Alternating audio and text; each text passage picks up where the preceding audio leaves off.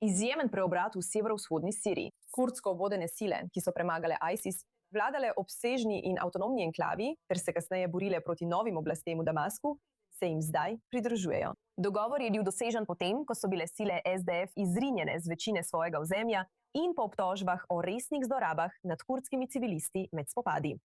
Naša Alex Šros ima več informacij.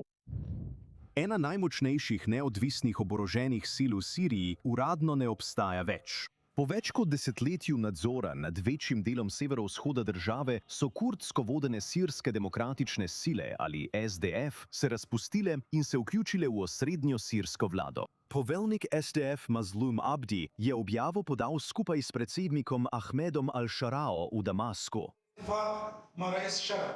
Po dogovoru s predsednikom Šarao in zaključku procesa vključevanja naših sil v brigade sirske vojske, danes uradno razglašamo konec misije sirskih demokratičnih sil in odgovorno razglašamo njihovo razpustitev kot neodvisne vojaške sile. To je dramatičen konec sile, ki je nekoč nadzorovala približno četrtino Sirije in postala najpomembnejši lokalni partner Washingtona v vojni proti ISIS-u. SDF je pomagal pregnati ISIS iz Kobaneja, Rake in na koncu večine preostalega ozemlja v Siriji. Zdaj so njihovi borci vključeni v strukture sirijske države. To vključuje tudi kurdsko žensko enoto YPG, ki se je strinjala, da se pridruži notranjemu ministrstvu kot protiteroristična enota. Med njenimi znanimi poveljniki je Rojda Felat, ena najvidnejših vojaških osebnosti, ki so izšle iz Rožave. Bila je udeležena med obleganjem Kobaneja in je kasneje postala ena od poveljnic kampanje, ki je iz rok ISIS-a zavzela Rako. Prehod tako v institucije sirijske države prinaša nekatere izmed tistih poveljnikov, ki so nekoč zgradili avtonomno kurdsko vojaško strukturo. Abdi pravi, da je poglavje bojev zdaj zaključeno. Od ustanovitve sirskih demokratičnih sil so njihovi borci nosili veliko odgovornost v enem najtežjih obdobij v zgodovini Sirije. Osvobodili so številna sirijska mesta in kraje, najprej izpod oblasti Baata, nato pa še izpod terorja ISIS-a. Danes so se razmere spremenile in država je vstopila v novo fazo, v obdobje miru in sodelovanja pri gradnji nove Sirije. Washington močno podpira dogovor. Ameriški odposlanec Tom Barrack je ta razvoj označil za povsem zgodovinskega in dejal, da prikazuje, kako bi lahko izgledala prava integracija brez zmagovalcev in poražencev. Njegovo sporočilo je bilo preprosto: ena vojska, ena vlada, ena država. Za sirijske Kurde dogovor prinaša tudi politične in kulturne koncesije, vključno s priznanjem izobraževanja v kurdskem jeziku in vlogami za visoke kurdske voditelje v novi vladi.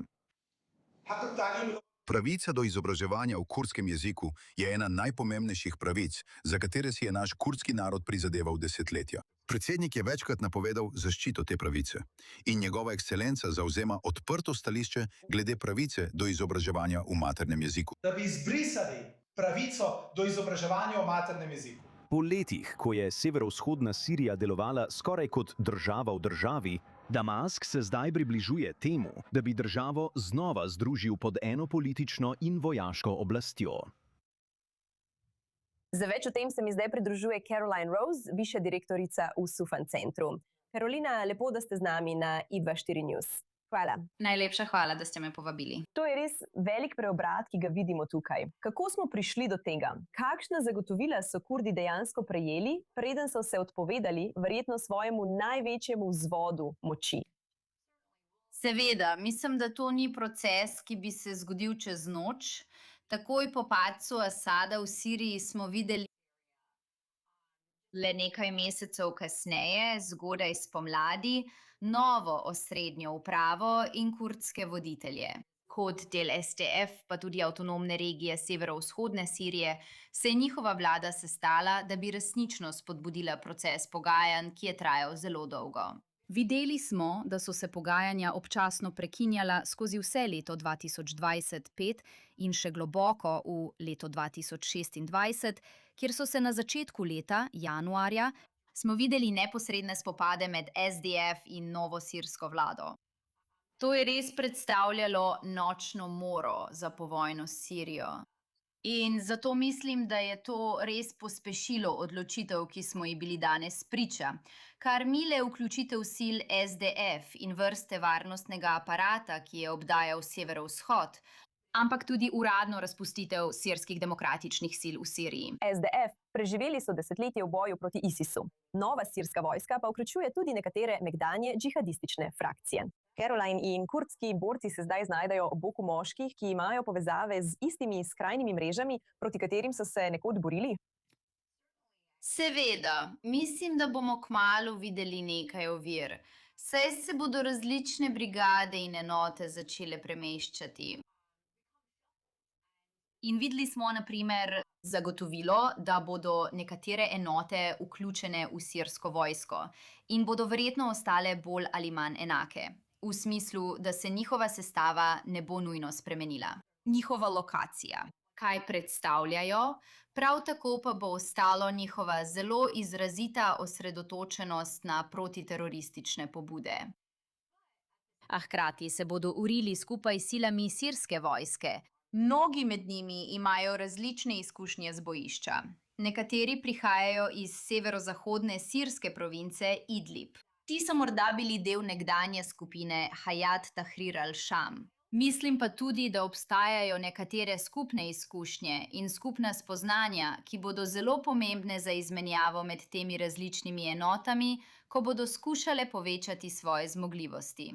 In to je res njihova izkušnja s protiterorističnimi operacijami proti Islamski državi in drugim terorističnim mrežam po vsej Siriji. Mislim, da bo to zelo ključno in morda skupna izkušnja, ki bo dolgoročno okrepila zmogljivosti. Ampak kdo zdaj nadzoruje zapore ISIS v taboriščih? No, nekateri so bili izpraznjeni. Naprimer, videli smo popolno izpraznitev enega od krajev, kot je Al-Hol. Videli smo tudi delno izpraznitev in prizadevanja za repatriacijo v taborišču Al-Roj. Eno taborišče je sprejelo priliv novih prebivalcev v Al-Aktarinu. In potem so tu še nekateri zapori, kjer še vedno zadržujejo domnevne pripadnike in borce ISIS-a.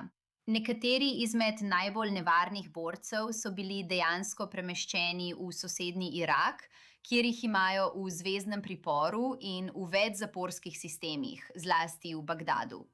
Tako, mislim, da bomo videli tudi prenos odgovornosti na sirsko zvezno vlado strani sil SDF in Asaiš.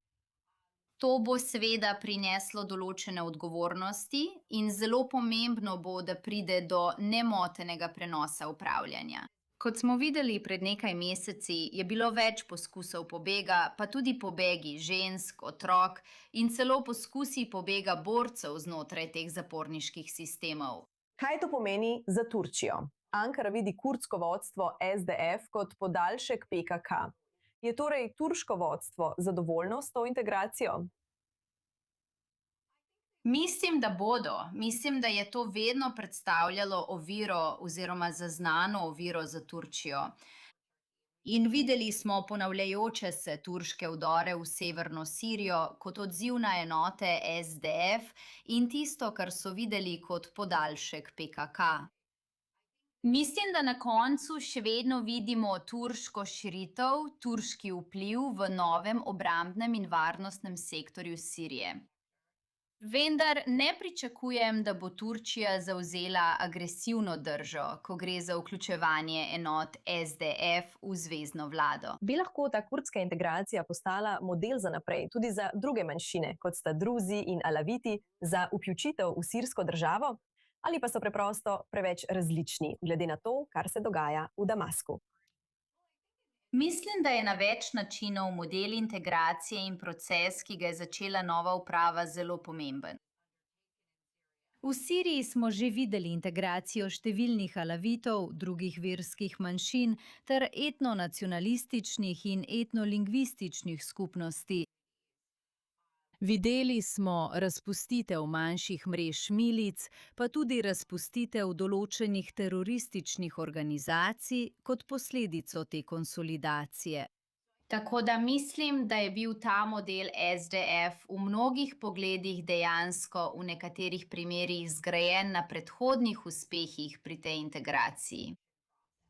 Vendar pa mislim, da bo to služilo kot primer in model za naslednje sporno ozemlje, na katerega se bo nova sirska vlada ozrla. In to je v južni Siriji. To je Suvejda z druškimi milicami, ki niso nujno bile vključene v novo upravo in še vedno obstajajo.